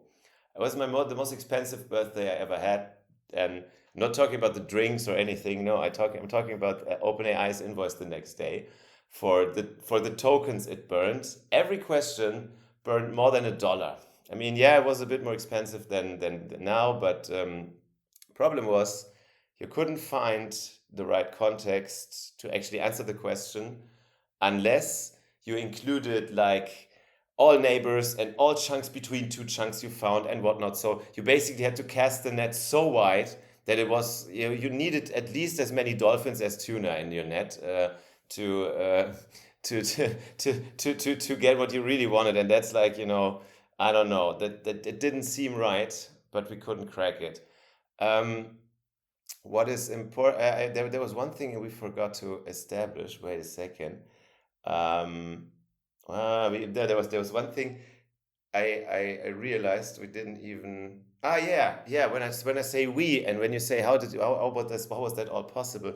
So yeah, with Raisin, I mean I didn't have a crazy cash consideration in the exit, so we are Raisin shareholders now, which is cool. I always like to sit in the same boat, and I'm not actually good with cash. I would just invest it again in something, or do a next project. But it allowed me to, let's say, set up my private research lab. And I did that in Andorra. This is also the Andorra angle. It's not only this legal platform and me living there in winter, but also they have like, they you can set up a company there and just work.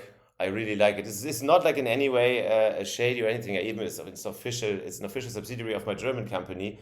But the whole bookkeeping and it's just like input, output, okay, done. And if they get their 10%, they're happy. It's super nice.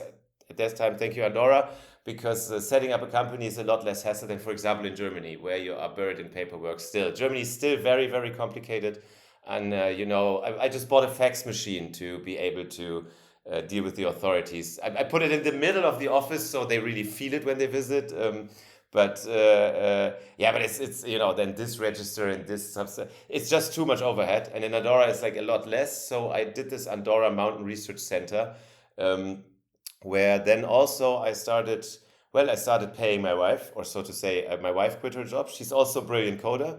She's like coder with long-term experience, and I wanted her to join the project, and so she quit. So I sustained us both, and then another friend joined. So this is when I say we, I mean the first 3 people working on POMA, and it was already named POMA, the project.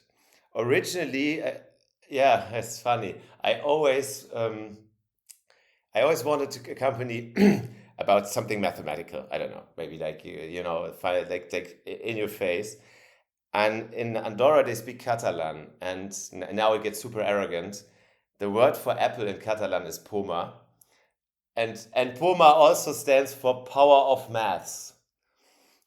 So the idea was this is where our logo also comes from, like the apple with the square root coming out of it as the branch, and then power of maths. The AI was then later, Jens said, he's the business guy. Hey, people don't get it, power of maths, all good and all fine and good, but you have to say something with AI so even the idiots know that we do something with AI. And I'm like, okay, yeah, you win.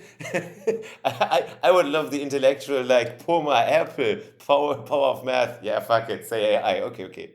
You get to pick whatever appeals to whatever target audience at the end of the day. So that actually does put it all together, because like you were testing your GPTs, you were testing like any kind of LLMs, and suddenly your bill is racking up.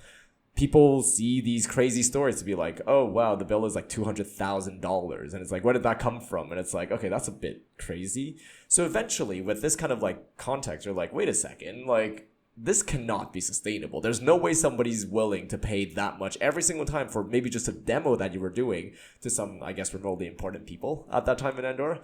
And then this kind of brain power, you're starting to make these like connections in your brain to be like, wait, maybe you can make this more efficient.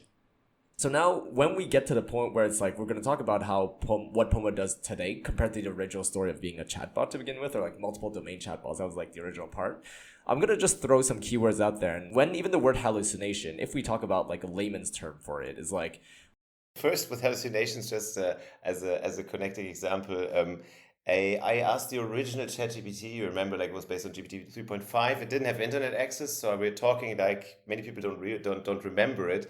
Like the original, just like pure input output ChatGPT. I asked it, who is Alexander Kihm? And it came back with, he's a serial fraudster from Germany, and like, what the fuck? So I thought like, oh damn, is there really, like, I actually reflected on my own history. Then it's like, okay, what did he do? And then it started something like, yeah, there, and it was like half. But and then who was co-fraudsters, and then it made up something like super well-known German entrepreneurs, but half their last name was wrong, and so I could really feel the hallucination. Like it was strafing on the truth, but then I became a serial fraudster because I was a serial entrepreneur. It was just there was like but yeah, no, it really is. Don't get me wrong. I don't have any skeletons in the closet. No, but the thing is, remember when it says fraudster, even that it says it itself means that later every token after that must fit to that. This is why my co-conspirators were a best of for first and last name of very famous entrepreneurs and very famous fraudsters. This was like the original hallucination. I saw it like, holy fuck, that's brilliant. That's an art form. Ever since, by the way, I'm dabbling a bit with I call it giving the AI a stroke. So I actually make it go bonkers with some triggers. So it's funny. I still love the hallucination world. It's a bit like people on drugs or something. So it's a different thing. But yeah, hallucination, exactly that. Context, I would say, is everything beside the question that gets processed by the AI. Simple as that. I think when I explain context, it's like when you upload your document while you ask a question to ChatGPT, you are giving it context. Simple as that. Like everything but the question. And in RAG, one could argue that the AI gets the information, like the AI goes retrieving. That's what we see with ChatGPT, like searching the internet for, because I don't know myself. That's absolutely that. Then it is retrieving. In a corporate RAG, what you would do is you would say, you have a database and you have your orchestration, your RAG, that whenever someone with the chatbot asks some question about X, then your system would go to the database, retrieve the information on X, and put it as context together with the question, so the Gen AI can then answer. But yeah, I think we're very close there. And the thing is, like, the more you talk about this, that really ties into what POMA does today then. So even Absolutely. just going back to the part of, like, POMA, where does this sit? And of course, one of the keywords is chunking that we're going to throw into there. But maybe from, like, the basic understanding of, I mean, the space is huge. What does POMA AI do? How does that fit into this world at the moment? Yeah, so also historically, we can connect back to the morning after that uh, birthday cash burn, and what we realized is, okay, there were always either too many parts of the text included or not enough, but mostly we went for too many because we wanted to answer the question. But we realized, okay, how do we crack it that we search for this information and the heading is up here, but then the table with the value is down there? And I mean, what do you do now? Do you include everything under that heading? Do you include everything left and right of everything we find? There is some problem here in how how the retrieval units are structured. And there we have the magic word. So retrieval unit means, what is one block, like take Google, what is one search result? With Google it's easy, it's one URL. It's one URL and you get like one result is one URL, you can click on it. With AI it's totally different, and not everyone knows this.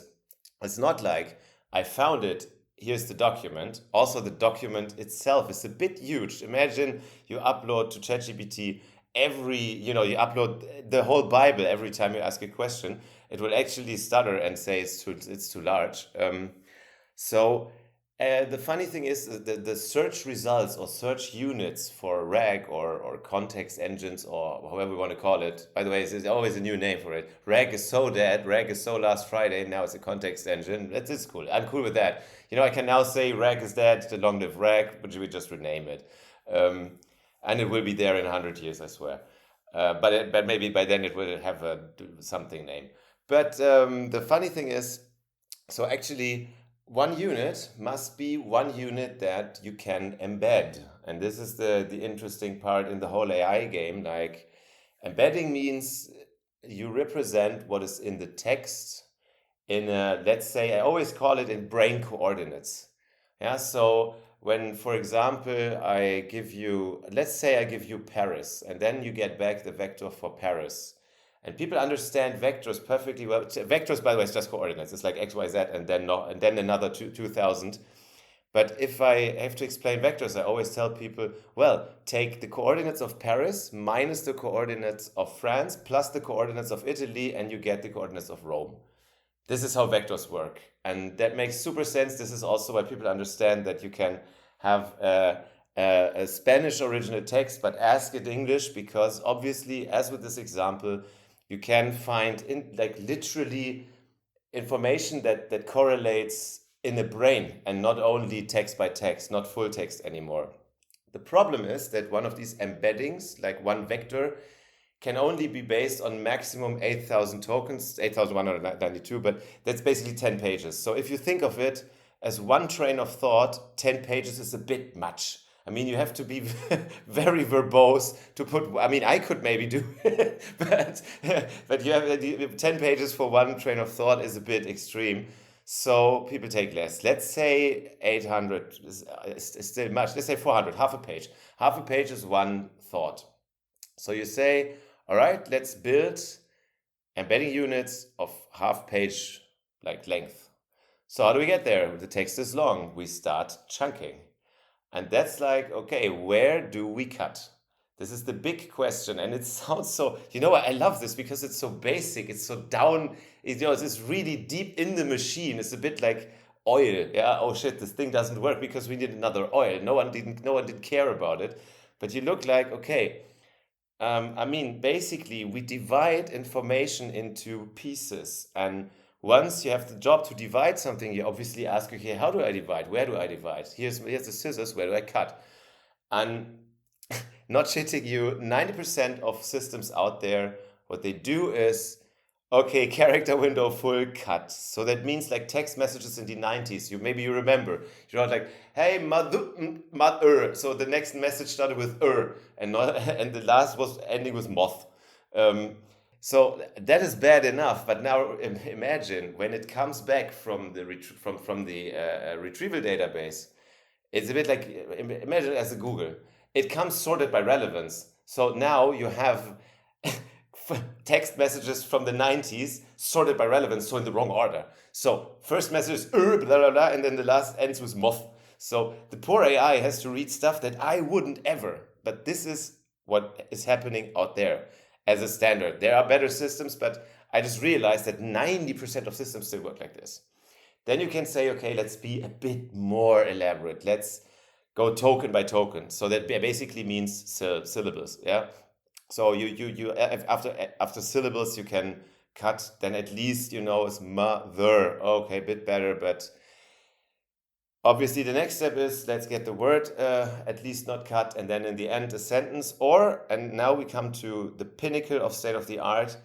Let the train of thought be finished and then cut. Okay, that's cool. That's already a lot of work going into that, but you still cut, which means you still linearly cut a text. And then imagine you have a headline and a subheadline, and then at one point, window is full, we cut. And then the next starts with text, and the text doesn't know that it belongs to this chapter, this subchapter, this other headline. The bullet lists don't know under which text they are that before introduces what this bullet list is about, and so on and so on. So the technical term for it is the spatial awareness of text parts towards each other.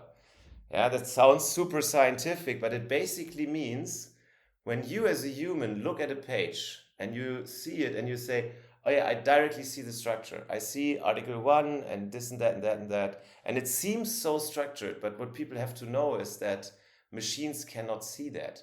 PDF is a format for printers. PDF is humanity's nemesis, by the way.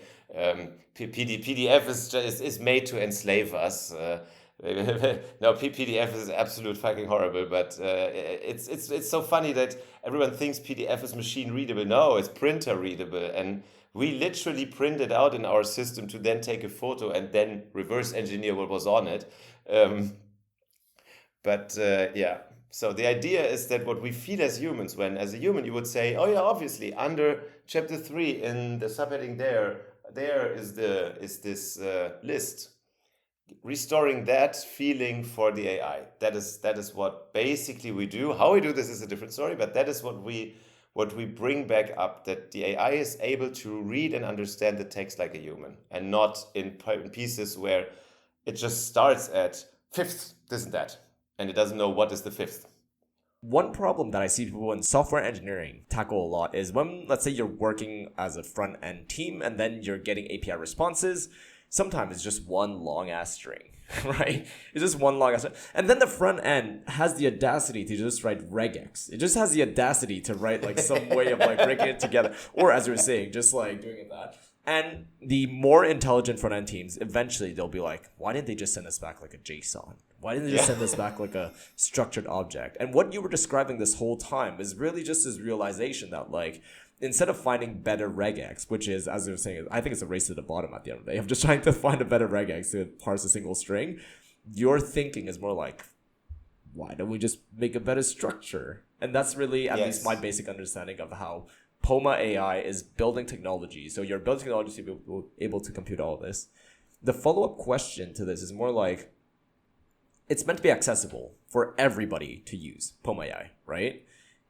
If I'm a nerd, which I am, I'm a coder, I know how to do a bit of code. What is my entry point to POMA AI? In the sense of, is it a terminal application? Do I do like a npm install, which I don't think that's how it works, but... Yes, it does. It does. It actually does. I'm super proud. First of all, it's a perfect timing because last night, from today, we are live with a... No, no, really. This timing couldn't be better. We are live on POMA-AI.com. I'm sorry, guys, I didn't want to spend 80,000 euros for POMA.ai. At one point, if you hear it, if you own that domain, come on, 10K and it's mine. But I don't overspend on someone just reserving a domain. Sorry, that's bad style. Until then, we are POMA-AI.com. And you can just click get a free account, 1,000 pages is included. After that is pay as you go, and you don't have to talk to any salesperson. You can just sign up. This is what developers want. And before we had like pilots with, enterprise, and this is why, we only had like custom contact. But now sign up. It's free. Have 1,000 pages. Dabble with it. You have a playground online where you can live see the tree. We will get into the tree in a second. And you get an API key for free, so you can just play around. There's a getting started guide, how you actually install it. And yes, it is PIP install POMA. I'm so proud of it. I tried to, grab it early. And guys, we have to do it.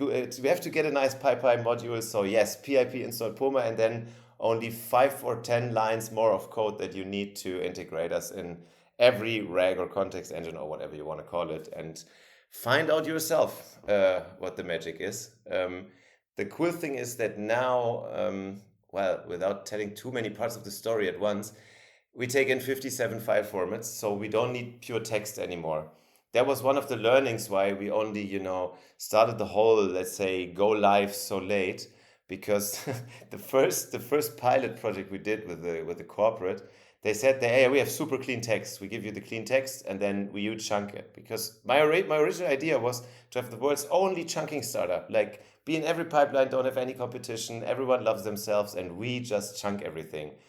Yeah, the problem is then they said, here's clean text. And the first experiment was name of the counterparty, print page. Cool, exactly my humor. Maybe that was not the name of the counterparty, but like a text cleaning fuck up upstream. So... okay, we need to do this differently. So we built the ingestion module. This is also why, for those of you already using stuff, basically, if you just compare end to end what we're doing what unstructured does. Unstructured has a focus on making documents LLM ready, and chunking is more like a side dish to them. For us, it's the other way around. We have a good ingestion because we need a very good ingestion to then make the chunks. But for those of you using unstructured, it's funny. You can just try it out, like compare unstructured or us, because you can actually access it at this with the same architecture. And we used unstructured ourselves for a long time, but now it's like, okay, both systems can documents in and chunks out. This is what we offer for now, and for people who just start with RAG, I think it's very easy, because then you can just start with the chunks. You have this was for me, that was like at the beginning, the most disturbing part when you try to get data into AI. And then there's like these tutorials, and you start, oh yeah, PyMu PDF, just extract the text from a PDF, and then you find like, yeah, but half is missing, and where's the images, and what do I do? And I mean, hey, damn, I wanted my data there. And then you realize, oh, but you have to cut it up as well. So you cannot just put the PDF in the database. If you are at this point, that's exactly perfect. Let us solve this problem. Get an account, and that you have 1,000 pages free. And drop us a note. Like, we love developers. Drop us a note. We can also increase that. But also, if you're a company, there is a way that you can just have a DPA and whatnot and pay for it. No problem. We are now ready for everything. Finally, and it's PIP install POMA. I can share one of my maybe use cases, if anything. You can probably share maybe some of your use cases of all the users that are using it for. I think for me, the concept of diarization. Some people may or may not know this word, but it's basically if you if you do, I guess, like podcasting or anything, sometimes you get a transcript, and diarization is kind of just figuring out who says which sentence, basically. I'm talking to Alex at the moment. If there's a transcript that gets spat out, it's like who said which line kind of thing. It's a very hard problem. So I haven't tested it yet with POMA AI, but maybe some of my thing is more just like the chunking. Will it help solve that problem? I don't know if it's directly correlated That's to this. a very, very funny question. Actually, oh, no, this is really, it's a very nice glide path into like also explaining what the trick with us is, because I think it could actually work.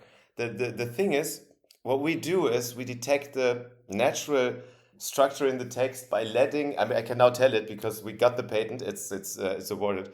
And then it's so unorthodox that if you disconnect ChatGPT from the web, I mean you cannot, but I mean like forbid it to serve, and you ask exactly what we do, what I will describe to you now. It says, nah, this can't work. Don't do it. It's so brilliant. This is why I know we are outside of the training data. This is real innovation. Um, it's really like, don't do it, don't do it. Go the classic way. Like, yeah. Let's see.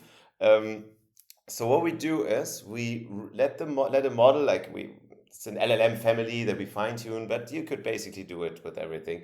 We let it regurgitate the same text to us verbatim, like literally word by word, but let's say take pauses when you speak, aka format it like code. So we even disintegrate the whole structure. We give you this line that you like in the front end, and then it spits out the whole text, but as a tree. What that means is it actually reads it. So there's no heuristics, no regex, no if there is a letter and then a bracket and blah. No. This is also why it speaks every language, because it literally reads the text. Like, for example, Huckleberry Finn, he has a brother. That brother has a sister with red hair, and then he also has a mother. So you really see it. And this is why actually this could be a funny experiment. Like when you say you have the diarization, I would wonder why it shouldn't detect like person A, person B, person A, person B, person A, person B. I mean, it's not exactly very deep as a tree, and it's a funny misuse of the system. But I always love misuses. I always love misuses. Show me a system and I will find something funny to do with it. It's a brilliant misuse. Send me over some text and I will just, pipe them through it. There's like Jens, my CFO. This bastard. The first thing, like I say, okay, guys, now the internal demo is open. You can try out something, and I expected people to do like 5-page legal document. Don't blow it up. Should be structure. Yeah, Goethe novel. Thank you for that. So I mean, who would ever put a novel into a chunk? And then I saw, holy fuck, it actually found something. I said, okay, that might be a bit random. And there's this very famous short story from Franz Kafka, Die Strafkolonie, which is basically super complex story. Then at one point, the guy life doesn't make sense, and then he kills himself. And you see it from very far. You see it from very far that the tree is going complex, and then like the news. Sorry, it's a bit trigger. Sorry, but it's really like, what the fuck? You actually see the depth of the story in the tree. So honestly, I wouldn't go into this is the ultimate narrative tool. No, but the funny thing is, what I see with these examples is that it's not bullshitting around detecting semicolon or lists and articles and chapters and stuff. No, it is reading the fucking thing like a human would. And this is what I think makes all the difference that, we structure text by meaning and not by some little cues. I know a lot of people that like they'll have a I don't know, they'll have a specific car model and then there's something wrong with it. And then like they'll read the It's manual, exactly what I figure use that it for, by out. the way.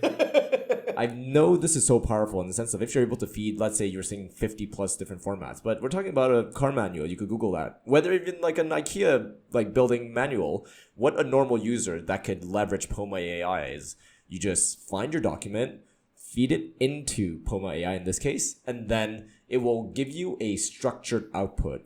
Who cares what you do with the output? The whole point is that there's a structure that'll let you, be more optimal in terms of trying to find an answer or even build something out of it at the end of the day. So this is what I understand why POMA AI is so interesting in the sense of like, why not make life more efficient? As you're saying, some of the benefits. Actually, I do remember seeing the pros and cons for a lot of this kind of stuff. But when we're saying like, let's say reducing tokenization, for example, what does that mean? That just means that like it just uses less token. Does it mean it uses less brain power? What does that highlight over there? So first of all, while I put like many documents in Puma just to look at the tree, by now, at one point, it's a form of art or an erotic relationship with that. Or I always say, I always like to say because books are made of trees, so That is it's so circle of life, if anything. Wow. And also as a so disclaimer, for the people thinking about this tree, it's directly on the website I'm saying, puma-ai.com. yes. If you go on there, we talk about this tree. It's just very pleasing to not only see, but to use as well. But go on, you were saying Yeah, about. click, try it out. You can just upload a document and see the tree. A minute later, our servers don't blow over, but we send you an email when it's done, and then you can see your tree. The thing is, this is more like for the beauty of it. But you would normally don't use it. What you use is the JSONs we send you for the chunks and chunk sets that you put then in the vector database. And I think the magic starts when you have like multiple documents. So exactly like your car example. So I have this old car. I have a certain generation of a certain car manufacturer that I really like, and they're a lot of work. And so you find these online, yeah, like these corners, like the geek corner of someone that actually, yeah, once you research all the valves and stuff, and I always save that, and then I put it away, and then you have the old, and someone finds the original manual, and I digitize all that, and then you have like all the information ever written on this car and all the tricks, and then you Puma that and you put it into a vector database and okay, a hybrid full text database, and then you can just ask, okay, it says error this and that, and what can it be? And now comes the thing. In a normal RAG, like if you had just ingested it in a standard way, hopefully, let's say you include all information and nothing got lost, but okay, let's assume that. Then it just has to find blocks where you luckily hit some triggers from your question. Whereas in Poma, what would come back is, okay, now it gets complicated. Imagine you have the tree. Once you have a tree, there's one thing you can do with this tree, and that's a traversal path. Now, since I think most people will just listen and not watch, let me try to translate what I would normally do with my hands at this point. So imagine you are a table down in a document, so you are very right indented in a tree. Yeah, so there's a lot of space left of you because you are under the heading table for the prices, which is under a text that describes a bit the prices, which is under another heading, and so on and so on and so on. So what a traversal path is crawling up the tree. Like you start at the table, then it crawls. It's like a little cat that goes up, on its tool. But you always keep the rest with you. So you basically fold up the table, crawls up, crawls up, crawls up, crawls up, and now you have the full story from the title down to the table. All the stepping stones in between are with it, and that is one we call chunk set. That is our retrieval unit. This is what you embed, and if you think of it, this is like one consistent story. It's AIs love it, vectors love it, embeddings love it because it's not like starting something in the middle of a sentence and ending somewhere, but it's like in the manual for the G-Wagon 500 of 1992, in chapter there is under oil this, and here's the information, there's the detail. So it's one vector that brilliantly points to one coordinate in the brain universe. and then comes the next, and then comes the next, and then comes the next. And this is what we get out of the database. Now, if you think of it, a lot of them will be redundant. So, and then in the same menu, and then one below is that. That would make for a lot of redundancy. But since we know where the stuff came from, just before giving it to the AI, we can deduplicate. And that means in the end, now comes the final punchline. Imagine for each question you pose to our system, we would say, okay, for each book that we have seen, we would go with the text marker, mark every line and every supporting line to get there that is important, then take a scissors, cut them out, and then patch them together, only the relevant parts on one cheat sheet, and this is what we give you. Done. And that obviously is between 50 and 90% less material than you would have as with the current system that where I always say, stop catching dolphins, you just want the tuna. That is a quote that I cannot reuse more. Now that we have these chunks, what would you say is some of the fun use case that you could do with these chunks, basically? Because a lot of people will have inspiration. A lot of people will try to break it, as you mentioned already. But Yeah. for you, what is your ideas? What is your visions? What you've seen people use these chunks for? But for many things, it's quite boring, but super straightforward. So actually, whenever it gets long and structured, but structured in a way like, take an insurance contract. You as a human, you see it. Yeah, obviously, that's very structured. Funny enough, you're the only one seeing it, unless you use POMA. And so just to, grind materials that are complex. This is one obvious thing. And obviously, chunks are made for vector databases. Yeah, I mean you can also do other stuff with it. It's funny, we have now one case where I couldn't have got the idea. They say, okay, they have like these super high stakes, like literally one wrong answer, $1 million damage. So, and they parse a document, and then in order for the next step to really have the right information, they put POMA in the middle. So they say, okay, can you please dissect the document perfectly for me? As an energy engineer, it kind of makes me sad that it's then thrown away, because I always say you only have to chunk each document once. This is why at one point, my dream for POMA is to go to the original source of the document one day. Imagine every lawmaker, they just deliver you a POMA file. Why download PDF? I mean, I want to replace PDF. POMA is like PDF for AI. So the idea is at one point that, why not get the contents directly as a POMA file? So also to all the publishers out there or all the content owners, do yourselves the favor and you save a lot of energy if not each of your customer does the same. I mean, I earn more money, but honestly, it's just stupid if 5 people do the same thing in parallel. I rather sell to the guy that gives like this to the 5 people then. So yeah, this would be like the best thing to answer your question. If not the consumer of the data would think of, okay, what can I do now with that? But if instead those who own the data say, hey, you know what, my data is currently actually not really consumable for machines. By the way, funny side story, even Google would love it, no? You could, Google right now has to do full text search of websites. This is why sometimes it's so random and their results don't fit. Imagine Google could read POMA files. I mean, I don't think that the Google guys are listening right now, but Just a cheeky wink, I saw that. You've mentioned POMA file a couple of times. It does exist, right? Like a .poma file. You will love when you do your tryout. When you upload a file, you see the tree. That's just for the visual demo. But if you get your API key, you do pip install POMA, and then you send us something, then we will say, okay, it's ready. And what you download is a .poma file. Sure. Direct replacement. Forget about the PDFs. You got your new POMA files at the end of the day. You've been solving problems, right? Like chunking. I'm not going to say you solved the problem, but moving forward, there's always optimization. Is that the goal here? More optimization or more like, I guess, different veins of use cases or compatibility for POMA?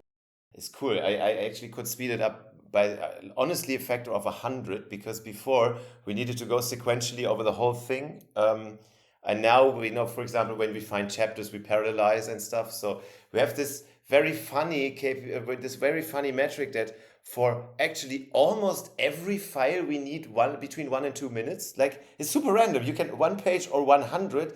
I mean, I never expected it to be that random, but it's really like always the minute, whatever it is.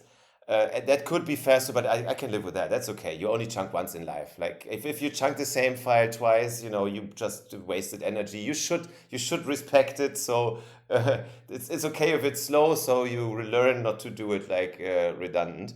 Um, yeah, no, there's two or three funny things. The one is it's still not totally solved to be able to read everything. So some things still stumble, especially the visual stuff. That is like, when someone has a bad handwriting and so on.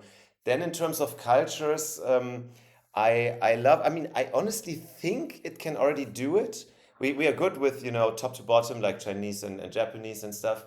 We're currently running an experiment with Arabic because it's super funny. Arabic is a right to left language, but we are indenting from left to right. Now, so we basically have this schizophrenic tree, and maybe it works because secretly the AI also, like the systems in terms of code, they think from left to right. I mean, talk to Arabic coders. It's like commentaries from right to left, but the code is like, what the fuck? But I want to, but I need to find out if it blows up or not. The experiment is running today, by the way. It's super funny. So like, I just don't want to tick boxes in terms of language and cultures, but like, no, we can do this actually also for stuff that, is something totally different.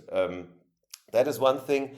Then I have this thing, a secret dream of mine is to make Excels explainable. So when we import an Excel, we don't import only the values, like, okay, it's a table, but also the formula and then the formula traces. So we can basically say, hey, like in investment banking, they have these big spreadsheets and they think, yeah, obviously it's how do you call it? Like it's not traceability, but no, it's not accountability, but you know what I mean? Like you can basically do the whole calculation yourself and then explain each number. Yeah, have you ever tried it? Like it's so complex and no one knows what they're doing anymore. But now you could finally ask, hey, my banker sent me the spreadsheet. Can you explain to me how he got to the P&L last year? That's kind of because that's actually useful. I mean, it's not sexy, but it's useful, super useful. Because honestly, even I get my balance sheet and I say, yeah, it looks very good, and I sign it. Honestly, I cannot calculate each number myself, but with this I could. So it would actually help people also not get screwed over with this stuff. Yeah, that's one thing. And then the last funny thing is, but this is more the fun stuff and not really useful, is importing videos. Because I always have this dream of making AI watch YouTube for me, so I can save the time. It's different with podcasts. With podcasts, it's actually funny. Listening to podcasts, I'm a very auditive guy. I also have like 500 audiobooks and stuff. Yeah, for half blind, it makes sense.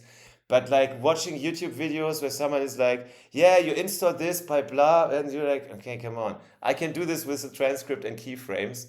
And I'm looking forward to my AI being able to watch YouTube for me. So that's the fun project. Maybe this is coming back to Alex yourself, is that you've gone through so much and you're going to go through so much more at the end of the day.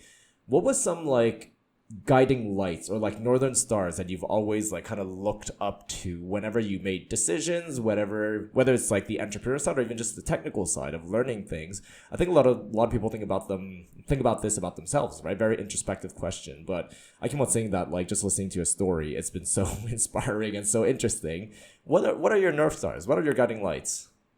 Well, I read a lot of the classic biographies we all know, and I have to say, I mean, while many of them took some random turns in their later lives, it's still inspiring, like the origins of being zero to one from Peter Thiel, or like Jobs, Musk. I mean, the classics. It's nothing super new here, and I wouldn't say I ever had any of the "what would Elon do" or "what would Steve do" kind of moments. No, but rather when you just digest all these stories, you kind of, I triangulate a bit myself. But what I have as guiding posts is like golden rules. Like you could say, what is the name again? Like first principles. Um, and they're a bit random. They're not like what you expect now. But the first is like, nothing is more expensive than ego.